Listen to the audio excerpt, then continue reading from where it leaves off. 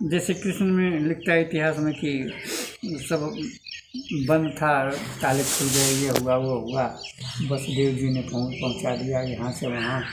और उनकी कैसे कैसे पैदल लेके चले जाते हैं, वहाँ सुला करके लड़की लेके चले आते हैं। उनकी मति फिर भ्रष्ट हो जाती है, मतलब भूल जाते हैं, याददाश्त खत्म हो जाती है कि मैंने क्या किया था, कहाँ गया था, उसका ही रह गया, कंस बता नहीं पाए। वह तो भगवान कृष्ण का चमत्कार माना जाता है ना, जिसके कारण वो हो रहा है कि भगवान जब आए, अत्याचार हुआ तो भगवान को आना पड़ा, उसके गर्भ में अवतार लेना पड़ा 8वां पुरुष के द्वारा, तो भगवान का चमत्कार माना जा रहा है। तो ये सब सारी सही बातें हैं सब। भगवान ने शरीर धारण किया, ये शास्त्र से मिलता है। अब सही है कि नहीं है, यह तो हम लोग तो उस वक्त थे नहीं। जी जी। जब व्यक्ति सामने होता है, किसी को देखता है कि ऐसा ऐसा हो रहा है, तब तो उसको उसका भरोसा पक्का होता है। हम लोग के सामने आज जो है प्रमाण के रूप में जो है, जिसको हम लोग प्रमाण मान सकते हैं, वो ये है कि भगवान कृष्ण ने जो उपदेश दिया और उसको जो व्यास जी ने लिखा, प्रमाण के रूप में तो हम लोग के पास यही है वास्तव में। बाकी बातें प्रमाण के रूप में नहीं है। उसमें जो उपदेश दिए व्यास जी ने उनको लिखे हैं, हाँ, वे जो श्लोक हैं, वे प्रमाण हैं कि ये जो है भगवत अवस्था को प्राप्त थे। लेकिन जो चमत्कार की जो घटना है, भाई गीता में चमत्कार तो ऐसा कहीं कुछ लिखा नहीं है चमत्कार। हाँ, उन्होंने ये कहा है कि मैं सब में हूँ, तो सब में हूँ वाली स्थिति जो है ये हो सकती है जब व्यक्ति पूर्ण रूप से आध्यात्मिक हो जाता है, तो वहाँ पर उसका अपने होने की जो स्थिति है, जिसको कि वो अपना ये शरीर समझता था, देहाभिमानी जो था वह समाप्त हो गया, तो वो सर्वाभिमानी हो गया, और जिसमें कि ये अनंत अस्तित्व में अपने को देख पा रहा है। तो इसके कारण से अपने अस्तित्व को अनंत अवस्था में जाकर लीन कर देने के कारण कह रहे हैं कि मैं सब हूँ, इसको हम लोग मान सकते हैं। और अधिक कोई कहे कि नहीं वही सब हैं, तो उसके लिए तो हम लोग के पास अभी प्रमाण तो नहीं। हम लोग उस समय होते तो प्रमाण होता, जब उस चमत्कार को देखते। कुल मिला के जो इतिहास की बातें लिखी गई हैं, जब उस चमत्कार को हम लोग देखते तो हम लोग कहते कि हाँ ऐसा है, लेकिन चूंकि हम लोगों ने देखा नहीं है, वो हाँ भी हो सकता है और ना भी हो सकता है, दोनों ही हो सकता है।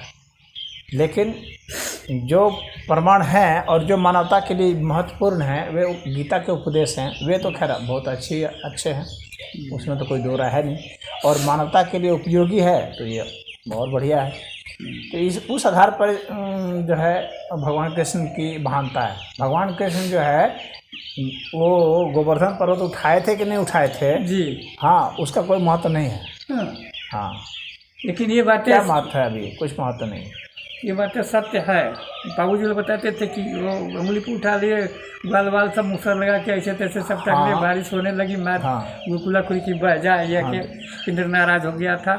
लोग प्रमाण के रूप में कहते हैं कि गाय को सब चुरा लिया गया, तो फिर दूसरी अपनी शक्ति से गाय तैयार। प्रमाण के रूप में तो नहीं कहते हैं, लिल्ली गाय तैयार, तो वो कथा के रूप में, कथा के रूप में, प्रमाण नहीं है वो जी।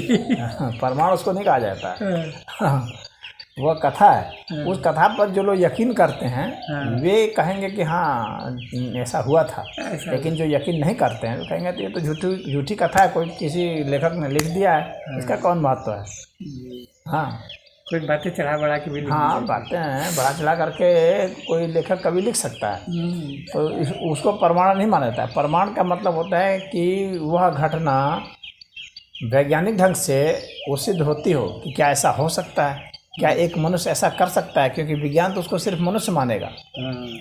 क्या एक मनुष्य ऐसा कर सकता है कि किसी पहाड़ को उठा दे एक उंगली से। अब फिर हनुमान जी के बारे में बात करें कि चाहे किसी के बारे में, धौलागिरी पहाड़े उठा के चले उड़ते हुए चढ़ आ रहे हैं, तो उन कथाओं पर जो यकीन करते हैं जी, तो वे उसको करके उसको पूजा करते हुए बात अलग है। और तो जो यकीन नहीं करते हैं, मैं उनकी तरफ से बात कर रहा हूँ, जो यकीन नहीं करते, नास्तिक भी तो लोग हैं। हाँ, क्यों नहीं, बिल्कुल। जो यकीन नहीं करते हैं भाई, वो तो प्रमाण मांगेंगे, और उनका ये गलत भी नहीं है कहना कि आपके पास कोई प्रमाण है इस चीज़ का, तो प्रमाण तो नहीं दे सकते ना। अच्छा गुरु जी जो लेकिन जो प्रमाण हम लोग दे सकते हैं हम्म, वो प्रमाण यही है, भगवान कृष्ण का इतिहास का प्रमाण दे सकते हैं कि वो जन्मे, जी उसके बारे में वर्णन है, उसका तो प्रमाण है। हम्म, दूसरा प्रमाण हम लोग दे सकते हैं कि भाई उनके उपदेश हैं, श्रीमद् भगवद गीता हम लोग के पास है, वो प्रमाण है। हाँ, महाभारत में उनका वर्णन है, तो वो प्रमाण है। लेकिन जो वर्णन किए गए हैं वे वर्णन भी आंके जाएंगे कि ये वर्णन जो हैं ये वास्तव में तथ्यात्मक हैं या एक कथा कहानी है जिसके माध्यम से कुछ उपदेश देने की कोशिश की जा रही है। जैसे चक्र वह एक प्रतीकात्मक भी तो हो सकता है। चक्र सुदर्शन से कर दिया, एक दिन को रात हो गया है, वो कौन चला आया वहाँ, अर्जुन उसको मार दिया। क्या तो नाम उसका है, जयद्रथ वध। तो पहले गीता का थोड़ा सा गुटका था तो हम पढ़ते थे, तो उसको जानकारी है सब धीरे धीरे, अब जानकारी से कोई मजा नहीं है। गुरु जी बातचीत कल चल रही थी पंडित जी के सामने आपसे, तो इसमें बहुत भारी अंतर दिख रहा हमको है। सुदर्शन चक्र जो है जी, सुदर्शन चक्र उसको कहते हैं, सुदर्शन जो है मतलब अच्छा दर्शन। हाँ, और अच्छा दर्शन का मतलब है कि उस जिसकी कुंडलिनी जागृत हो गई है तो वहाँ पर जो ऊर्जा है वह चक्रनुमा है। अच्छा, हाँ, तो वह सभी योगियों को महसूस होता है। हाँ, जो सहस्रार तक पहुँच जाता है वही चक्र का वहाँ पहुँच जाएगा और वहाँ से ऊपर से नीचे आ सकता है, नीचे से ऊपर जा सकता है। इसका मतलब हो गया कि उसके सारे चक्र जागृत हो गए, तो वो सारे चक्रों को सुदर्शन चक्र कहा जाता है। ये पूरा वो हो गया। ये आध्यात्मिक शब्दावलियाँ हैं सुदर्शन चक्र। अब उस तरह का एक हथियार बांध लीजिए, तो कोई हथियार अगर बना ले जो कि वैसा काम करता है, ऐसे हथियार हो सकते हैं कि भाई जिससे कि यह किसी का गला काटा जा सकता है और वापस आ सकता है। अब वह हथियार कितना बड़ा था कितना बड़ा नहीं था, आप कहाँ रख लेते थे, कहाँ रखते थे, उंगली पे उठाते थे, नचना शुरू करता था, पहुँच जाता था।